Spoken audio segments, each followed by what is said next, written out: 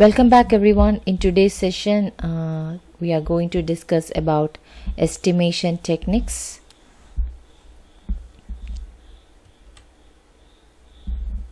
Okay, let's move on to the session 4 on Scrum estimation.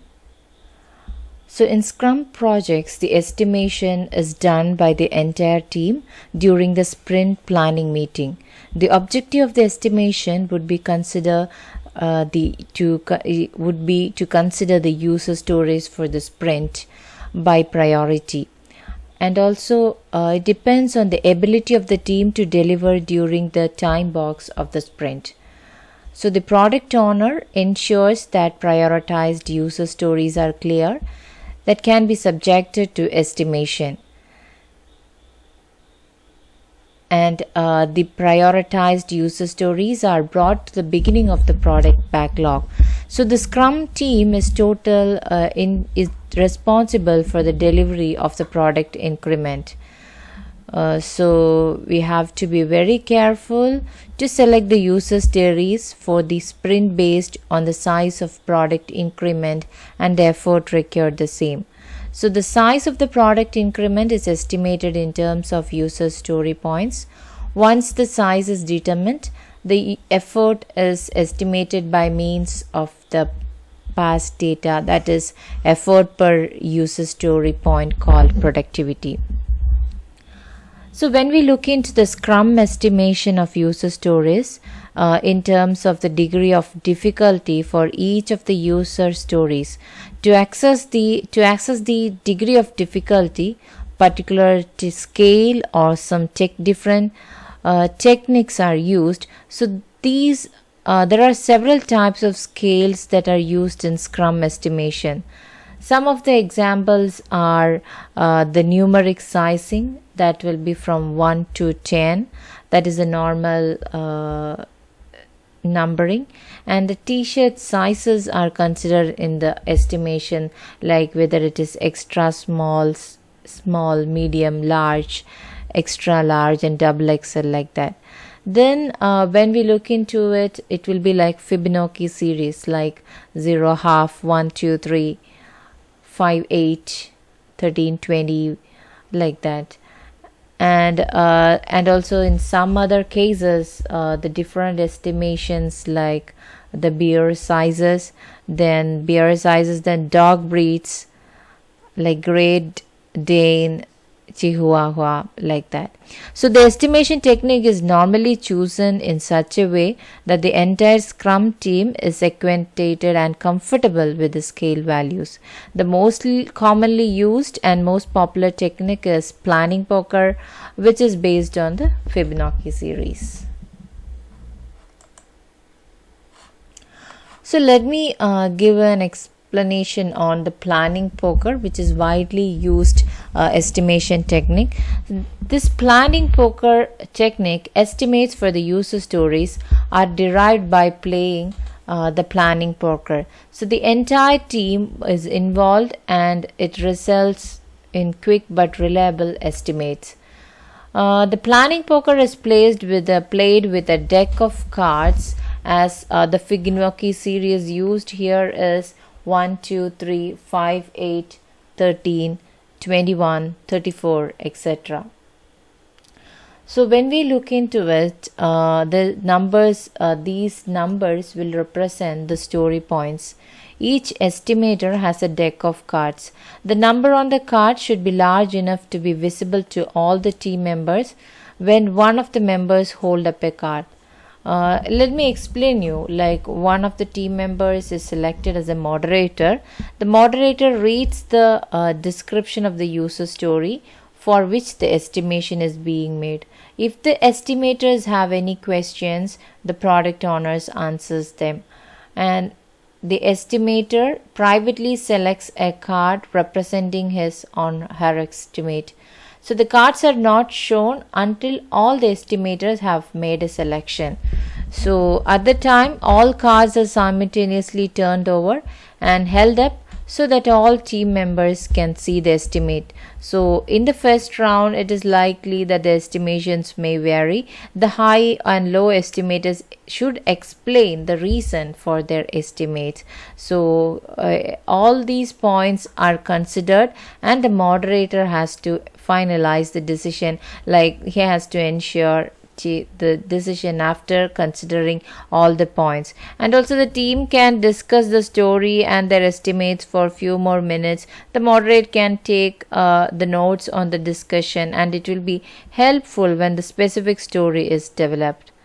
So after the discussion, each estimator re-estimates by again selecting a card. So the cards are once again kept private until everyone has estimated. So repeat the process till the estimates covers to a single estimate that can be used for the story. So this is the way of the planning poker estimation. Planning poker estimation contains there are different benefits of planning poker estimation. I will say the planning poker combines three methods of estimation, like expert opinion. In an expert opinion, it is based on the estimation approach. An expert is asked how long something will take or how big it will be. So expert opinion estimation usually doesn't take much time and is more accurate compared to some or analytical methods.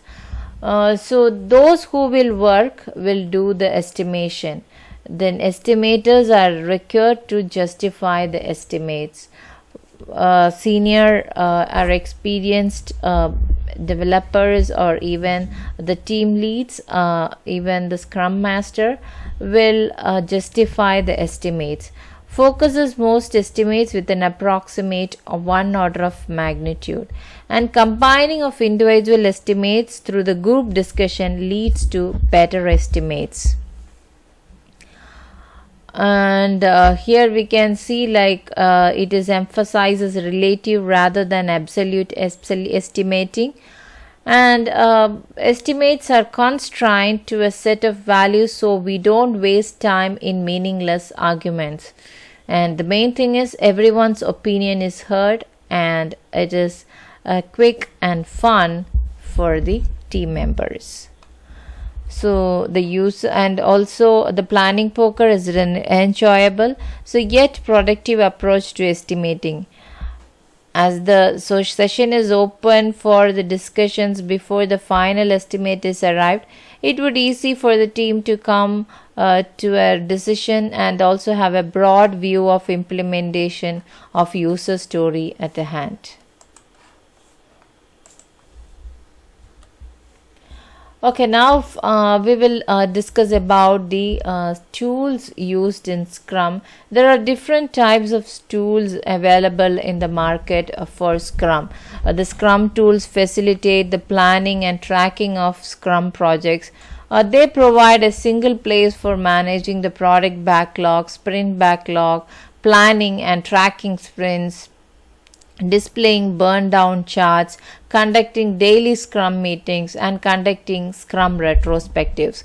So there are different varieties of Scrum tools are available, and some are free open source and some of them are paid also. And however, even if it is a free version, you get all the features and scalability. So in order to get the full version, you have to pay for it. And the few Scrum tools that are available in the markets, available in the market or the available as an open source are the Agile tracking tool, then Daily Scrum, then Jira, then what we say Agile Cockpit, Scrum Dashboard, Scrum Desk, Scrum Time, Agile Buddy, Agile Bench, and Agile Express, Time Box, Scrumpy, Scrum Pad, and these are different Scrum tools, and let me give you like you can choose all these Scrum tools and you can, if you have explored in Google, you will be able to know how to use those tools and all.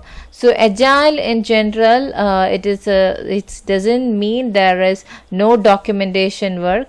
The Scrum artifacts are defined, Scrum planning and tracking are well established. So the Scrum tools facilitate in capturing and tracking information regarding the Scrum projects. The choice of the tools depends on the features required by the organization in addition to the needs of the other tools. So that's all about the estimation and Scrum tools, and let me give you and finally I want to give some benefits of Scrum. Like Scrum supports continuous collaboration among the customers, team members and relevant stakeholders. So it's time boxed approach and continuous feedback from the product owner ensures the working product with essential features all the times.